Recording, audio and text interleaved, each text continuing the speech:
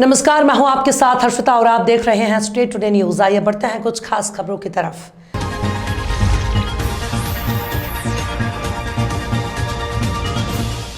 सामाजिक कार्य में अग्रसर रहने वाली संस्था जेसीआई शिवपुरी स्वर्णा द्वारा गुरुवार को हनुमान जन्मोत्सव के अवसर पर लाल माटी बस्ती में जाकर जरूरतमंद लोगों को वस्त्र वितरण किया गया, जिसमें जेसीआई शिवपुरी स्वर्णा द्वारा महिला, पुरुष और बच्चों को वस्त्र वितरण किया गया। वस्त्र लेकर लोगों के चेहरे पर संतुष्टि के भाव दिखे। जेसीआई शिवपुरी स्वर्णा के द्वारा करीब 50 से अधिक लोगों को वस्त्र वितरण किया गया, जिसमें अध्यक्ष जेसी प्रियंका शिवहरे, सचिव जेसी आरती जैन, प्रोग्राम कोऑर्डिनेटर जेसी अंशु अग्रवाल, जेसी नीतू शिवहरे, जेसी बबीता अग्रवाल, जेसी रानी गोयल, जेसी माधवी सोनी और सभी महिलाएं उपस्थित रहीं और लाल माटी बस्ती के विष्णु राव का भी सहयोग रहा।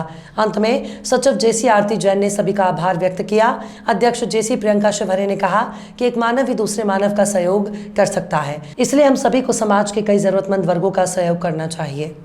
सूरज शुक्ला फिल्म्स प्रोडक्शन और पीहू फिल्म प्रोडक्शन के बैनर तले बन रही वेब फिल्म एक मुलाकात लॉकडाउन लव स्टोरी की शूटिंग शिवपुरी में से शुरू हो गई है। विगत दिवस प्रख्यात लेखक, पत्रकार, फिल्म निर्देशक डॉक्टर भूपेंद्र विकल और लेखक रंगकर्मी डॉक्टर रविंद्र सक्सेना के मुख्य अतिथि और विशिष्ट अतिथि समाज सेविका किरण गुप्ता, वरिष्ठ पत्रकार बालकृष्ण शर्मा, बॉबी फिल्मकार, पत्रकार कांग्रेस के जिला प्रवक्ता विजय चौकसे, फिल्म कलाकार वरिष्ठ पत्रकार उमेद सिंह झा, पत्रकार सुनील नगेले, आप पार्टी के वरिष्ठ नेता प्रदीप शिवहरे जोनू ने भगवान श्री गणेश जी की प्रतिमा की पूजा अर्चना की और क्लैप देकर फिल्म मुहूर्त किया। इस फिल्म एक मुलाकात के निर्माता राजकुमार गुप्ता, बबलू सूरज शुक्ला और निर्देशक सूरज शुक्ला हैं। फिल्म में मुख्य भूमिका में अंबुज मिश्रा, स्वाति शर्मा और तान्या गोस्वामी, चेतना अग्रवाल, आयुष डालमिया, निशांत तिवारी, नीरज आर्या, संजू जायसवाल, राजेंद्र अग्रवाल नजर आएंगे। इसके अलावा सहायक भूमिका में उत्कर्ष शुक्ला, जाकिर अली, साध्वी त्रिपाठी, मुकेश टोनी, अरुण माधोगढ़ समेत कई अन्य कलाकार भी नजर आएंगे। पिताजी से हम बातचीत कर रहे हैं। राजकुमार भाई, ये जो आपने इतनी फिल्में अभी खुलासा के बाद बनाई हैं, कुछ एल्बम बनाई है, तो इसके बाद ये एक नई फिल्म जो आप बना रहे हैं, टेली फिल्म, छोटी फिल्म, शॉर्ट फिल्म, आप इसके बारे में बताइएगा। इस मूवी का नाम है एक मुलाकात। 1 घंटे की है, 60 मिनट है। इस फिल्म में लॉकडाउन पर लव स्टोरी है। तो लव स्टोरी आप बना रहे हैं, ये कितने मिनट की फिल्म बना रहे हैं? 60 मिनट की है। अच्छा, ये इसमें कौन कौन कलाकार हैं उसके बारे में बताइए, विशेष 3-4 कलाकारों के नाम। अंबुज मिश्रा, निशांत तिवारी, तो आप शांत रहिए। आयुष्मान, स्वाति, संजू, नीरज आर्या। सूरज भाई, इस फिल्म के विषय में बताने के अलावा आपने पहले क्या किया, इसके बारे में बताएं। इसके पहले मैंने 3 शॉर्ट फिल्में बनाई थी और तकरीबन 6-7 साल पहले, और अभी रिसेंट में मैंने एक वेब सीरीज़ बनाई है गैंग्स ऑफ मानिकपुर, 7 एपिसोड की है MX प्लेयर के लिए, और उसमें भी हमारे साथ ये प्रोड्यूसर हैं राजकुमार गुप्ता जी। और वेब सीरीज़ जो है लगभग जुलाई-अगस्त के आसपास रिलीज़ होगी, और उसके बाद ये मेरा सेकंड प्रोजेक्ट अब एक मुलाकात और लॉकडाउन लव स्टोरी। इसमें जो अभी कलाकार काम कर रहे हैं, ज़्यादातर न्यू कमर्स दिखाई दे रहे हैं मुझे, तो कौन कलाकार, प्रमुख कलाकारों के नाम आप बताइएगा। वैसे मुख्य भूमिका में है हमारे अंबुज मिश्रा, स्वाति शर्मा, निशांत तिवारी, आयुष्मान और संजू, नीरज कुमार आर्या, ये लोग मुख्य भूमिका में हैं। और इनके अलावा बाकी कलाकार हैं, जैसे कि अरुण हैं, उसके बाद मुकेश हैं, जाकिर हैं, उत्कर्ष हैं, और कौन है, संजू भाई साहब हैं, और ऐसे बहुत सारे कलाकार हैं। कुल मिलाकर कितने मिनट की फिल्म ये आप बना रहे हैं? ये फिल्म तकरीबन 1 घंटे की होगी, वेब फिल्म है OTT के लिए।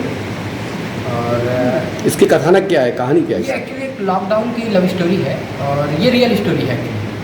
और इसके पीछे का किस्सा ये है कि मैं एक बार ट्रैवल कर रहा था दिल्ली के लिए, तो मुझे 2 ऐसे लोग मिले जम्मू से जो आए हुए थे बनारस।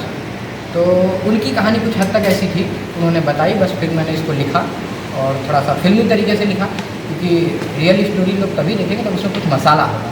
तो वही मसाला दिया गया उस फिल्म को, और फिर फाइनली अब जो है शूट होने जा रही है शिवपुरी में।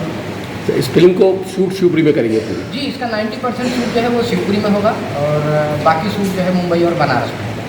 शुक्रिया। मैं आज मध्य प्रदेश के डॉक्टर भूपेंद्र विकल जी, जो फिल्म लाइन के बहुत पुराने डायरेक्टर हैं, जो मुंबई से आए हुए हैं, मैं सर आपसे एक बात करना चाह रहा हूँ कि ये मध्य प्रदेश में फिल्म पर्यटन नीति का जो संशोधन हुआ उसके बारे में आपको क्या जानकारी है, बताइए सर प्लीज। मध्य प्रदेश में जो अभी फिल्म नीति बनाई गई, जो पर्यटन नीति के नाम से मध्य प्रदेश में इसको जाना जाता है, इसमें दो बातें बहुत अच्छी अभी कैबिनेट की मीटिंग में हुई है। पहली बात तो ये हुई कि यहाँ पर जो हमें अनुदान मिलता था फिल्म प्रोड्यूसर्स को और जो काम करते थे, तो एक दिक्कत आ रही थी पर्यटन विकास निगम के लोगों के लिए। जो महत्वपूर्ण दिक्कत थी वो दिक्कत ये थी कि वो तय नहीं कर पाते थे कि कितना खर्च मेकर कर रहा है, और इतने तरह के बिल बनते थे और इतने तरह का डिटेल आता था, तो उसके लिए प्रॉब्लम आ रही थी, हम अनुदान नहीं दे पा रही थी मध्य प्रदेश सरकार ठीक ढंग से। तो तय ये हुआ कि कैबिनेट ने बहुत अच्छा निर्णय लिया है कि जिसमें एक जो आर्थिक योगदान है उस फिक्स कर दिया जाएगा इस बार मेकर के लिए। ये बहुत अच्छी बात हुई है।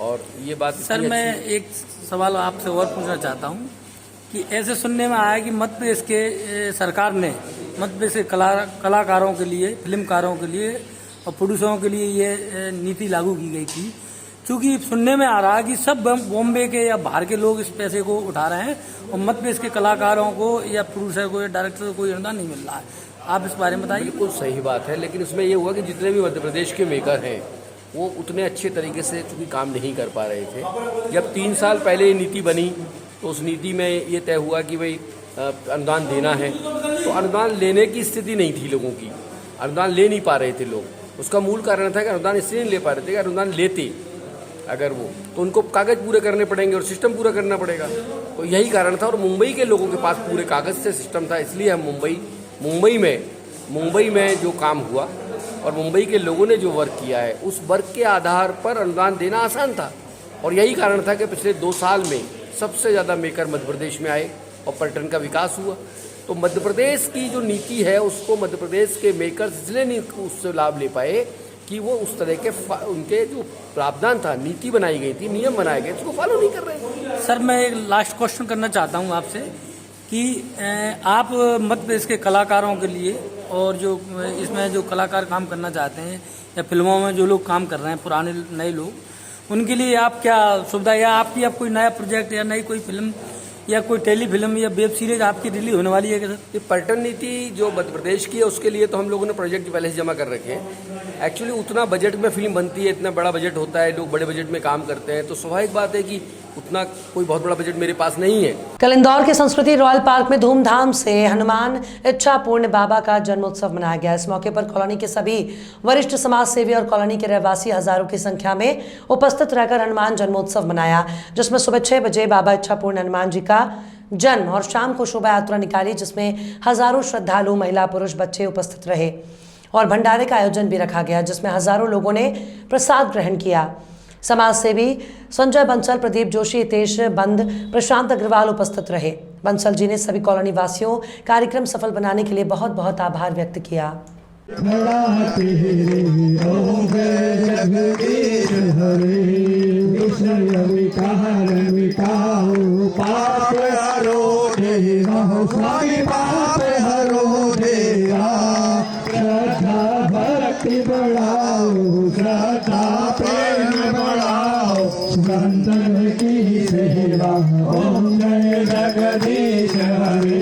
ग्वालटोली खोजनपुरा हनुमान मंदिर पर श्री राम दरबार अयोध्या रामलला मंदिर निर्मित 151 फीट का ध्वज चढ़ाकर हनुमान जन्मोत्सव मनाया गया।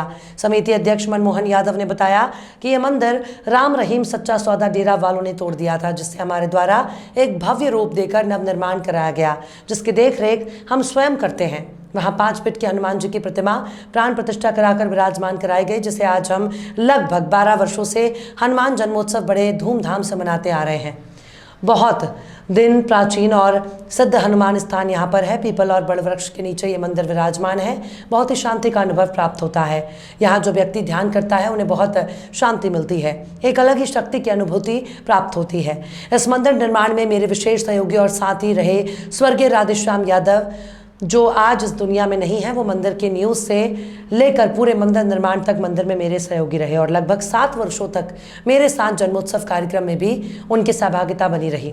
हम हमेशा उन्हें याद करते हैं। पूर्व में हमने मंदिर निर्माण कराकर यहाँ राहुल व्यास जी पंडित जी को मंदिर में सेवा के लिए रखा। कारणवश वो वहाँ आने में असमर्थ हुए, जिसका हम खेद है। लगभग 5 वर्षों तक उन्होंने मंदिर में सुबह शाम पूजा आरती, मंदिर में सेवाएं दी। यात्रा के कुछ असामाजिक तत्व के लोग वहाँ अपना वर्चस्व जमाना चाहते हैं, जो कि नशे के आदी हैं और आने जाने वालों को उनके कारण असुविधा होती है। समिति अध्यक्ष मनमोहन यादव ने बताया कि मंदिर में दादा श्री राम भक्त हनुमान जी की प्रतिमा स्थापना, मंदिर की सेवा भाव में समिति की रानू यादव, शुभम राजपूत, अरुण मोहित यादव, गब्बर यादव, मोनू यादव, पूर्व पार्षद किशन लाल यादव, संजीव मालवीय, गोवर्धन यादव, संतोष यादव, तीरथ यादव, नरेंद्र पटेल का समय समय पर सहयोग बना रहता है। मूर्ति स्थापना में नर्मदा कॉलोनी वासियों का पूर्ण योगदान सहयोग रहा और आज भी वो मंदिर में अपना सहयोग प्रदान करते हैं। समस्त वार्डवासी, ग्वालटोली वासी, नर्मदा कॉलोनी वासी का बहुत बहुत आभारी हूं, जो समय समय पर सभी का सहयोग प्राप्त होता है। शहर के एमजी कॉन्वेंट स्कूल में शुक्रवार को गुड फ्राइडे पर प्रार्थना सभा आयोजित कर ईसा मसीह के बलिदान को याद किया गया। विद्यालय प्राचार्य ने बताया कि प्रभु यीशु इंसानियत का पाठ पढ़ाने के लिए संसार में आए, लेकिन कुछ लोगों को ये बात पसंद नहीं आई और उन्होंने लोगों के मसीहा ईसा मसीह को शुक्रवार के दिन क्रूस पर लटका दिया। प्रभु यीशु के इसी बलिदान को लेकर एमजी कॉन्वेंट स्कूल में ईसाई समुदाय के द्वारा प्रार्थना सभा कर प्रभु यीशु को याद किया गया। इस दौरान यीशु को क्रूस पर चढ़ाए जाने की झांकी का प्रदर्शन भी किया गया। गुड फ्राइडे इसलिए मनाया जाता है, प्रभु ईसा मसीह को क्रूस में चढ़ाया गया, उसका याद में इस दिन मनाया जाता है। लोग चर्च में आता है, प्रार्थना में भाग लेता है। तो आप ये देख रहे हो क्रूस का रास्ता चर्च के अंदर, चर्च के बाहर करवाए लाते हैं। आज का दिन उपवास का दिन रहता है, सारा ईसाई लोग उपवास करते हैं। ये इस प्रकार किस प्रकार की प्रार्थना की जाती है इसके लिए? ये 14 साल का याद में प्रार्थना करता है, जो ईसा को लोगों ले जाकर गोगुल्ता में उसका क्रूस में चढ़ाया था, उसके याद में ये प्रार्थना करता है। क्या शुभ नाम आपका? प्राचार्य साइमन चांदी। जावरा में आपको बता दें कि गांव कलालिया की बेटी एडवोकेट स्वाति व्यास ने मणिपुर में आयोजित युवा संगम कार्यक्रम में रतलाम जिले की विशेषताएं बताई। उन्होंने बताया कि वहां के लोगों को शाकाहारी भोजन काफ़ी डिफिकल्ट था, लेकिन फिर भी उन्होंने हम लोगों के लिए सारी व्यवस्था की। हम लोगों को 28 स्पॉट पर घुमाया गया। स्वाति व्यास ने जानकारी में बताया कि मध्य प्रदेश के 28 जिलों से युवा संगम कार्यक्रम में युवक युवतियाँ शामिल हुए।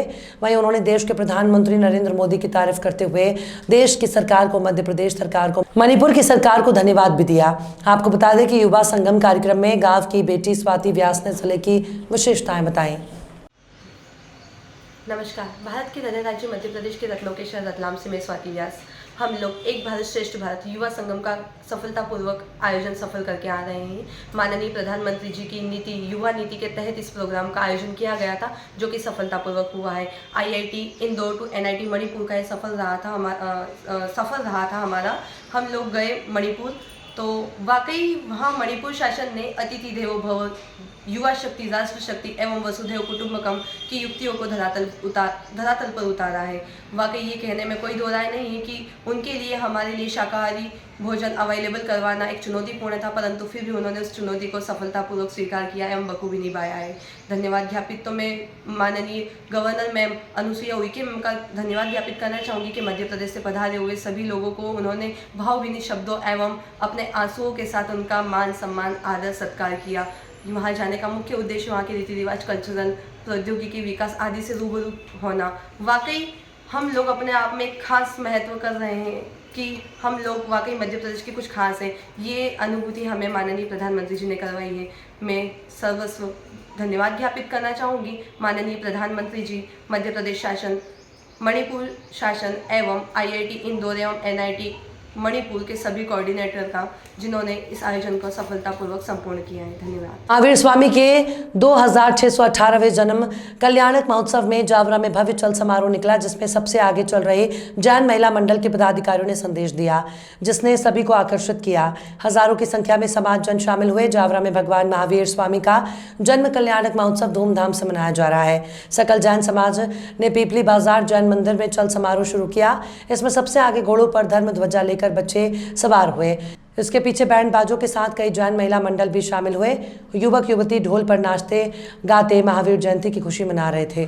मैं उपासना विशाल जैन, हम Jain Shwetambar social group active की तरफ से एक काउंसलिंग शिविर लगाना चाह रहे थे। उसके लिए आज रजिस्ट्रेशन किया जा रहा है, जिससे अधिक से अधिक जैन समाज के बच्चे इसका लाभ उठा सके और इससे लाभान्वित हो, क्योंकि आज फ्यूचर में बच्चों को बहुत ज़्यादा परेशानियाँ आती है कैरियर को लेके कि वो आगे क्या सब्जेक्ट लें, किस फील्ड में जाएं। उसके लिए सही व्यवस्थित उनको काउंसलिंग नहीं मिल पाती है। इसलिए हमने एक छोटा सा प्रयास करने की कोशिश कर रहे हैं, जिससे बच्चों का भविष्य उज्ज्वल हो पाए और वो सही मार्गदर्शन मिल जाए। धन्यवाद। मैं professor CM Mehta, zone coordinator Jain social group Madhya Pradesh Jaora. भगवान महावीर स्वामी के जन्मोत्सव पर जावरा में इस बार ऐतिहासिक कार्यक्रम आयोजित किए गए। 5 दिवसीय कार्यक्रम में विभिन्न प्रकार की रैलियों के माध्यम से, सांस्कृतिक कार्यक्रम के माध्यम से और अन्य व्याख्यानों के माध्यम से भगवान महावीर के अहिंसा के सिद्धांत को जन जन तक पहुंचाने के लिए बहुत ही व्यापक प्रचार किया गया। आज यहाँ पर दादावाड़ी प्रांगण में पूरे समाज जन और जैन और जैनेतर व्यक्तियों का यहाँ पर सामंजस्य रखा गया है, जिसमें करीब 5 से 6 हज़ार लोग इसमें शामिल हो रहे हैं। और इस वर्ष की सबसे बड़ी विशेषता रही है कि सांस्कृतिक कार्यक्रम के माध्यम से भगवान महावीर के विभिन्न सिद्धांतों को जन जन तक पहुंचाने का कार्य किया गया है। विश्व शांति हेतु भगवान महावीर के सिद्धांतों को यदि हम अपनाते हैं तो वास्तव में भारत विश्व गुरु बनने के कगार पर है और हम विश्व गुरु बनाकर इसे छोड़ेंगे। सोशल ग्रुप जावरा में भगवान महावीर स्वामी का जन्म कल्याणक 1 तारीख से लेकर 4 तारीख तक जावरा में बहुत जोर शोर से मनाया जा रहा है।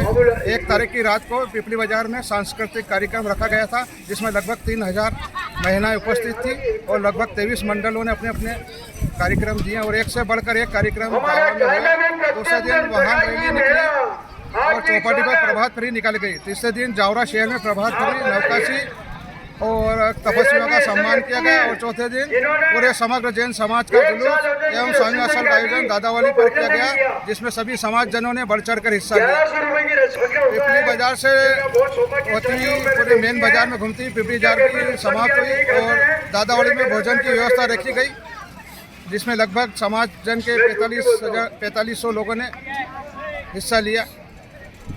सड़क सुरक्षा की दृष्टि से यातायात पुलिस और कोतवाली पुलिस द्वारा संयुक्त रूप से SP ऑफिस पर वाहन चेकिंग की गई और यातायात नियमों के उल्लंघन करने वाले वाहनों के विरुद्ध कार्रवाई की गई। उप पुलिस अधीक्षक यातायात संतोष मिश्रा, SDOP पराग सैनी और TI कोतवाली विक्रम रजक के नेतृत्व में हुई इस कार्रवाई के दौरान यातायात पुलिस द्वारा 52 और कोतवाली पुलिस द्वारा 22 कुल 74 वाहन चालकों का चालान किया गया। जुर्माना राशि 24,100 रुपये वसूल किए गए। जबलपुर पुलिस अधीक्षक कार्यालय में थाना बेलखेड़ा अंतर्गत बुजुर्ग पिता उद्देश सिंह ने अपनी गुहार लगाई। उन्होंने बताया कि उनका बेटा ओमकार सिंह 11 महीने पहले घर से दवाई लेने निकला था, इसके बाद वो घर वापस नहीं आया। हमने इसकी शिकायत संबंधित थाने, पुलिस अधीक्षक कार्यालय और कलेक्ट्रेट में की है, लेकिन आज तक बेटे की कोई जानकारी प्राप्त नहीं हुई। जबलपुर के DSP तुषार सिंह से बात की तो उन्होंने फिर से कार्रवाई करने का आश्वासन दिया। अब देखना ये होगा कि 11 महीने से गुमशुदा बेटे से एक बुजुर्ग को उसकी पत्नी और बच्चों से किस तरीके से पुलिस ढूंढेगी, ये देखने योग्य रहेगा। जिसमें 11 महीने बीत चुके हैं, अभी तक कोई जानकारी नहीं मिल पाई है। इनका कहना है कि पुलिस पे लगातार कंप्लेन की गई, SP ऑफिस गया, पर अभी तक कुछ निराकरण नहीं हुआ। ये मामला थाना बेलखेड़ा क्षेत्र अंतर्गत का है, जिसमें एक युवक अपने घर से जाते हैं और एक मेडिकल शॉप में अपने बच्चे के लिए दवाई लेने जाते हैं। उस दिनांक से वो ना घर लौटे हैं, ना मेडिकल में वो दवाई लेने पहुंचे हैं, तो जिसके लिए एक गुम इंसान में मामला पंजीबद्ध कर लिया गया था और सतत इसको ढूंढने के प्रयास किए गए, क्योंकि अब वो देहात क्षेत्र था तो वहाँ पे कोई ऐसा CCTV फुटेज उपलब्ध नहीं हो पाया है। और जैसा कि युवक के पिताजी ने बताया कि युवक अपने साथ कोई भी मोबाइल नहीं लेके गया। सीमावर्ती ज़िले दमोह में और तेंदुखेड़ा में जहाँ युवक की ससुराल है, वहाँ पे भी पतासाजी करने के बाद वहाँ पे भी युवक का कोई पता नहीं चल पाया। और उसके अलावा भी इनके कई जगह पुलिस के माध्यम से भी WhatsApp ग्रुप्स जो रहते हैं उसमें उनकी फ़ोटो और सब भेज दी गई है। वो सब भी अभी तक ऐसी कोई उल्लेखनीय जानकारी नहीं आ पाई जिससे उनकी पतासाजी हो पाए। आज इनके द्वारा एक ज़रूर तथ्य सामने लाए गए हैं कि जहाँ पे वो व्यापार करते थे वहाँ के साहूकारों से और पूछताछ की जाए कि उनसे कोई ऐसा उधारी या किसी तरीके के दबाव में ना हो। हालांकि इन्होंने बताया है कि ये किसी भी प्रकार से आर्थिक रूप से तंगी नहीं थी घर में, ना ही कोई ऐसा तनाव की स्थिति थी पति पत्नी के बीच में। तो एसडीओपी पाटन मैडम को वो समस्त आवेदन और फोटो फिर से पुनः एक बार अच्छी तरीके से जांच के लिए दे दिए गए। 28 साल का था। उसके घर में 2 बच्चे हैं और उसकी पत्नी है। वो उसी बच्चे के लिए डेक्सालेक दूध पाउडर लेने ग्राम बिजौरा से बिलखड़ा आया मुकुल मेडिकल स्टोर में। तो बोला मम्मी मैं अभी 1 घंटे बाद आ जाऊँगा, और 1500 रुपये करीब लिए है जेब में, बस एक ही जोड़ी कपड़े से है, कोई आईडी वगैरह नहीं लिए है। और उसी दिन से आज तक गोल हो गया है। और मैं हर दिन उसी दिन मैंने पुलिस में FIR दर्ज करवाई बिलखड़ा थाने में, इसके बाद कलेक्ट्रेट कार्यालय में, इसके बाद SP कार्यालय में, और पाटन SDM के यहाँ, सभी जगह से मैं डेली प्रयत्न कर रहा हूँ सर। तो उसके बच्चों को पालूँ कि मैं अब उसको अब अपना यहाँ कार्रवाई करूँ। कितने महीने पहले ये गायब हुआ? ये इसको 11 महीने हो गया सर। पुलिस प्रशासन क्या कर रही है इसमें? इसमें पुलिस प्रशासन का कोई एक्शन नहीं सर। मैं 10 बार गया, TI और जितना स्टाफ उनका है, तो अभी तक मेरे को कोई संतोषप्रद उत्तर नहीं मिला। SP कार्यालय में आपने आवेदन दिया? जी 10 बार कम से कम से SP कार्यालय में मैंने आवेदन दिया, यहाँ से भी कोई उत्तर नहीं मिल रहा। क्या आश्वासन देते हैं यहाँ पर? वो कर रहे हैं सर कार्रवाई, बस यही बोलते हैं। क्या नाम है आपका? जी कितने समय बीत गया है आपके बच्चे को? 11 महीने हो गया सर। क्या नाम था उसका? ओमकार सिंह पुत्र का नाम है, पिता में उद्देश्य सिंह जी उनका पिता। तो अभी तक कोई जानकारी लग कोई पाई जानकारी पुलिस की तरफ से? घटना दुर्घटना की कोई मृत्यु की या जिंदा की कोई कार्रवाई पुलिस की तरफ से कुछ कार्रवाई नहीं। आपका नाम? उद्देश्य सिंह ठाकुर। आज आप कहाँ? आज अभी मैं SP कार्यालय के सामने खड़ा हूँ। क्या चाहते हो? थाना पूछो कौन सा? मैं अपने बच्चे की खोज के लिए उचित उत्तर चाहता हूँ। कौन सा थाना है आपका? बिलखड़ा थाना।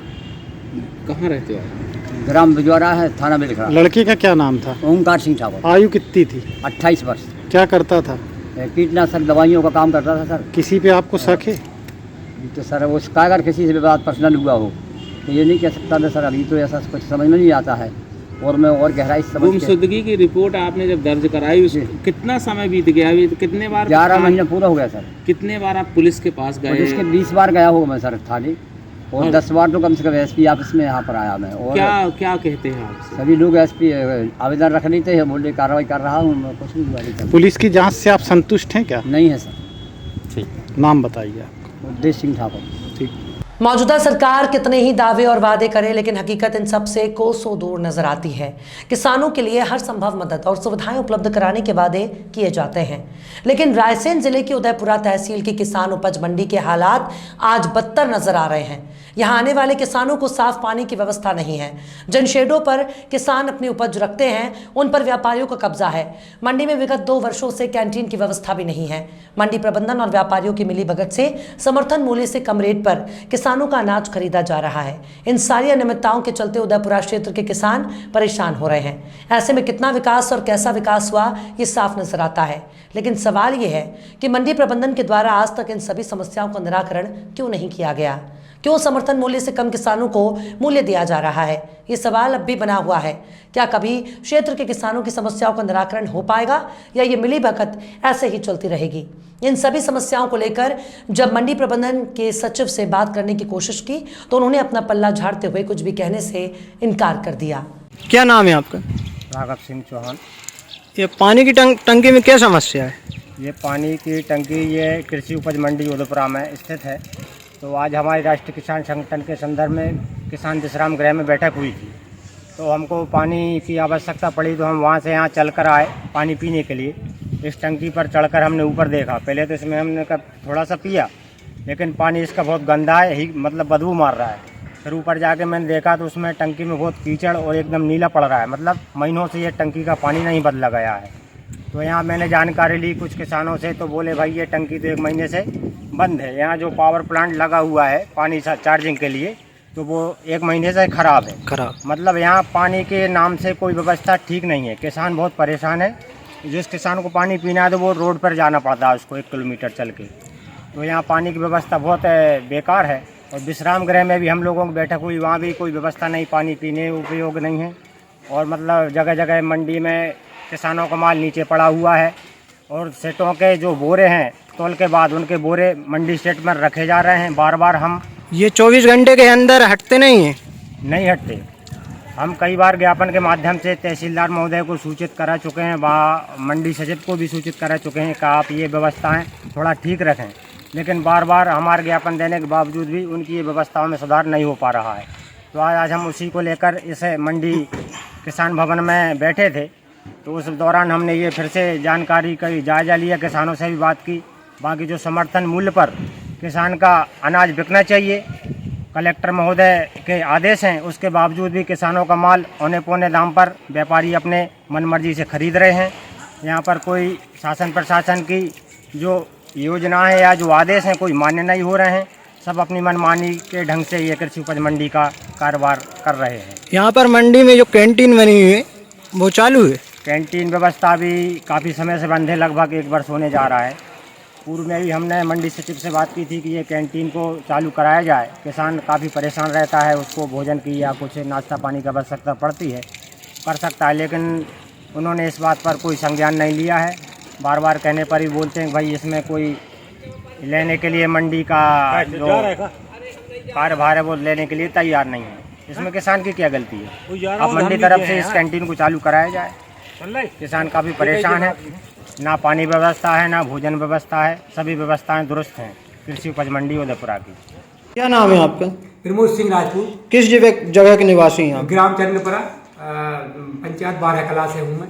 यहाँ पर क्या समस्या है मंडी में? समस्या ये है हमारी कि मंडी में ना तो किसानों को पानी मिल रहा है, ना कोई व्यवस्था है।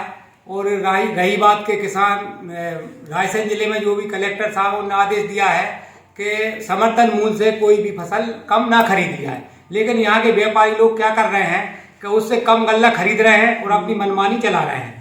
और इसको लेके हमारा राष्ट्रीय किसान संगठन आज इधर आया मंडी में, इसी समस्या को लेके, सब किसानों की समस्याओं को लेके हम लोग आए हैं। तो मेरा आपसे ये निवेदन है कि कृपया कर हमारी समस्या का समाधान कराएं और ये आपके माध्यम से कलेक्टर साहब के हमारी बात कलेक्टर साहब तक पहुंचाएं। मंडी में ना तो पानी है, ना कैंटीन चल रही है, ना किसान भवन में लाइट है, ना पानी है, ना पंखे हैं, कुछ व्यवस्था नहीं है मंडी में। कई बार हम मंडी सचिव से बात कर चुके हैं, कई बार ज्ञापन आवेदन दे चुके हैं, कोई सुनवाई नहीं हो रही हमारी।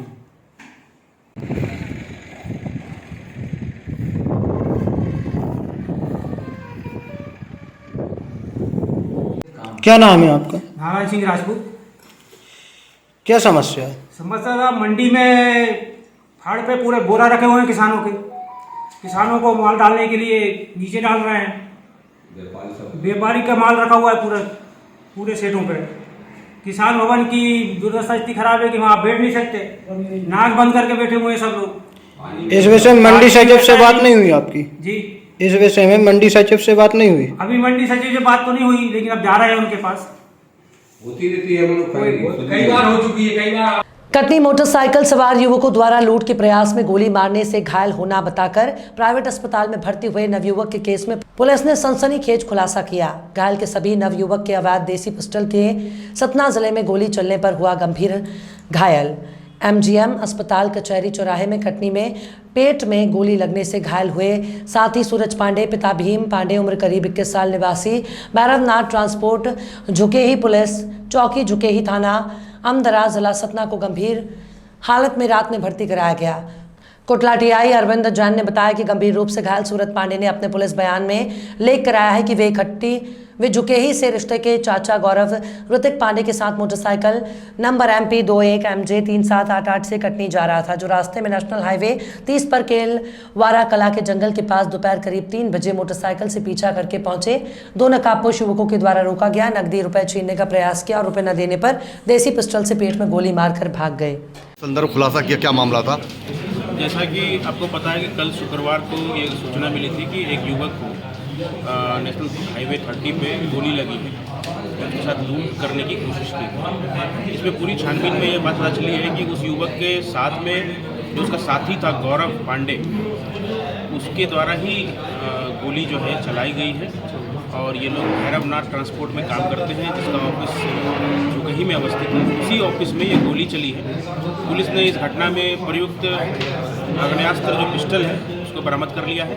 साथ ही साथ वहाँ CCTV कैमरा भी लगा हुआ था जिसका DVR इन लोगों ने नष्ट करने का प्रयास किया है। उस DVR को भी पुलिस ने बरामद कर लिया है। सर घटना कहाँ की रही, जैसे सतना जिले की बता रहे हैं तो? ये घटना जो है सतना जिले के अमदरा थाने अंतर्गत झुगही चौकी की घटना है, जहाँ पे भैरवनाथ ट्रांसपोर्ट का ऑफिस है, वहीं पे घटना हुई। गोली मारने के पीछे वजह क्या समझ में आ रही है? अभी कोई ऐसी खास वजह समझ में नहीं आ रही है। जो आरोपी है उसके द्वारा बताया जा रहा है कि गलती से गोली चली है।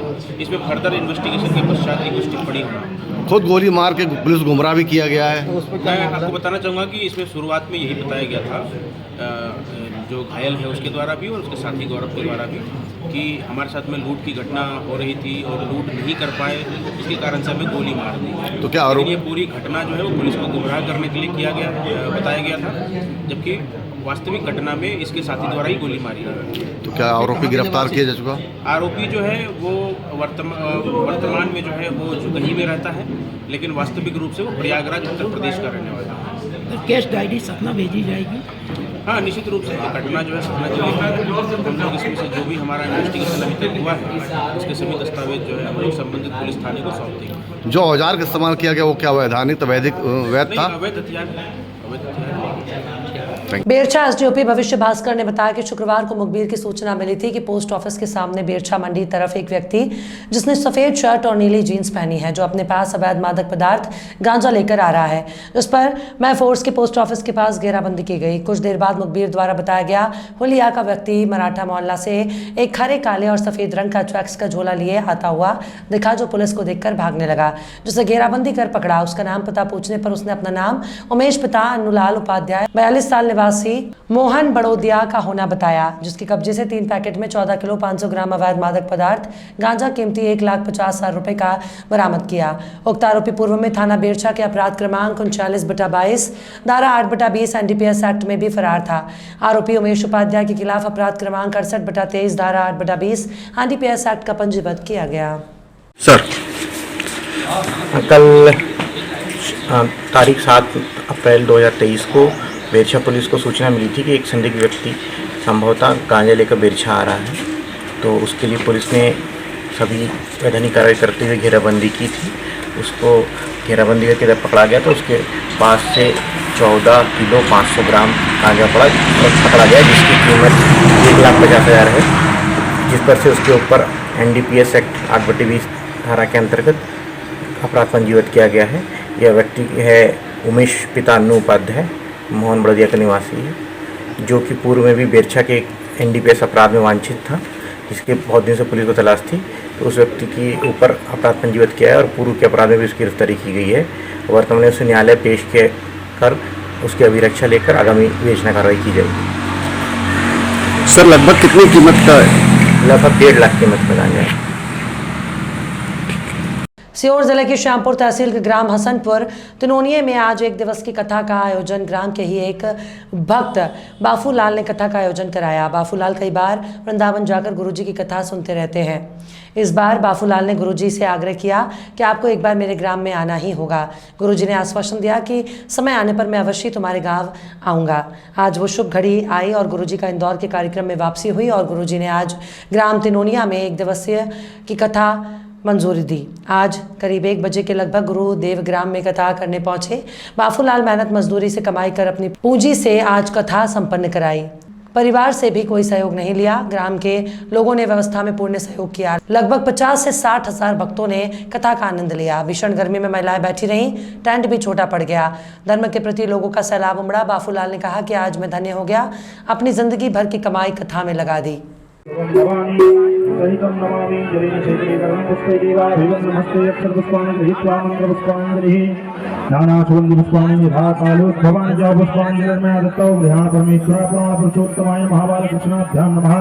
मंत्र पुष्पांजलि समर्पयामि। बोलिए वृंदावन बिहारी लाल की जय, भागवत महापुराण की जय, व्यास नारायण भगवान की जय। खबरों में फिलहाल इतना ही। और भी खबरों के अपडेट्स के लिए आप देखते रहिए स्ट्रेट टुडे न्यूज़।